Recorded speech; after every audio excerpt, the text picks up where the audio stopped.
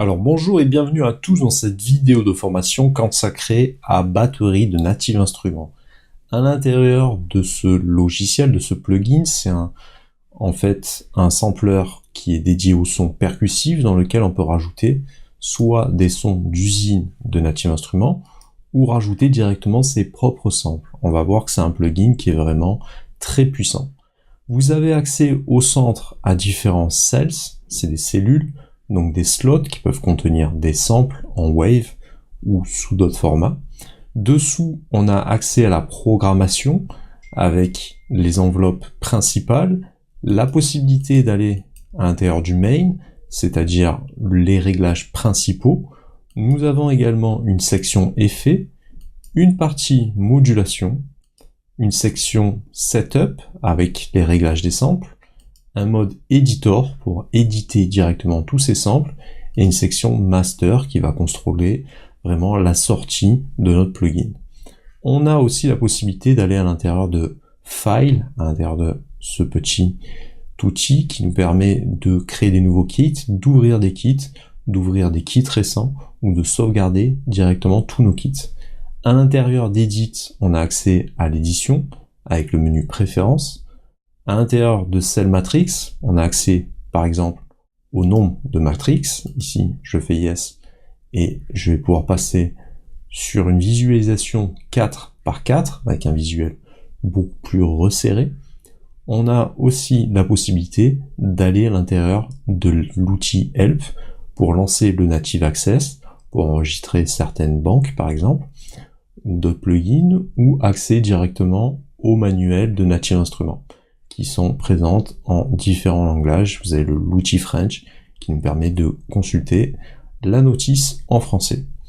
Mais vous n'aurez pas besoin, puisque on va vraiment passer en revue toutes les possibilités et les réglages de l'outil.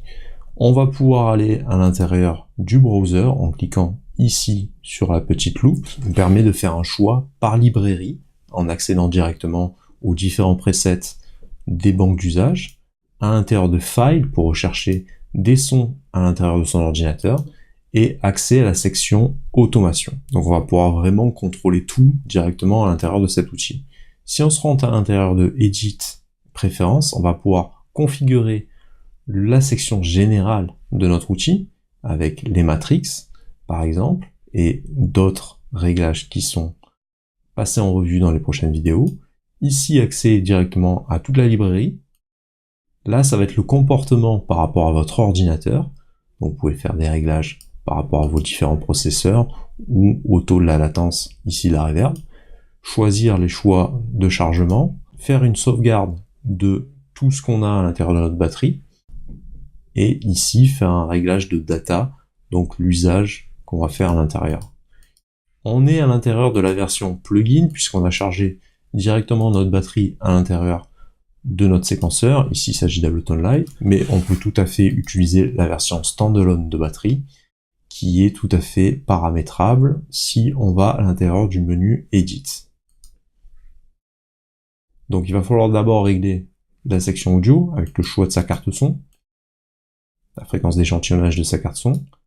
Ici, on peut régler un routing avec les sorties, donc configurer ou faire des modifications à l'intérieur de toutes les sorties que vous avez sur votre carte son, et à l'intérieur de MIDI, faire en sorte que ils reconnaissent directement notre clavier pour les entrées et pour les sorties. On peut faire passer le statut sur on à chaque fois.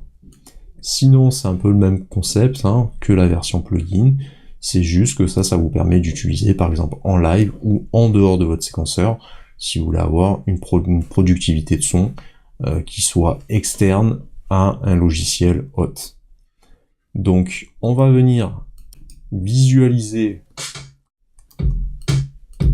le fonctionnement de batterie à l'intérieur. Vous pouvez également aller regarder les articles à l'intérieur du blog Technologique Music PlayMAO et à venir vous abonner à ma page YouTube PlayMAO en activant la clochette des notifications. Vous pouvez également aller sur la plateforme playmao.fr dans la rubrique collection formation Dans la rubrique formation, on va retrouver différentes formations qui sont structurées, qui vont permettre d'accéder à un espace personnalisé qui sera remis à jour constamment et qui vous permettra de vous former à la musique assistée par ordinateur si vous voulez progresser en tant que musicien ou dans votre carrière de producteur de musique ou d'ingénieur son, mixage, mastering.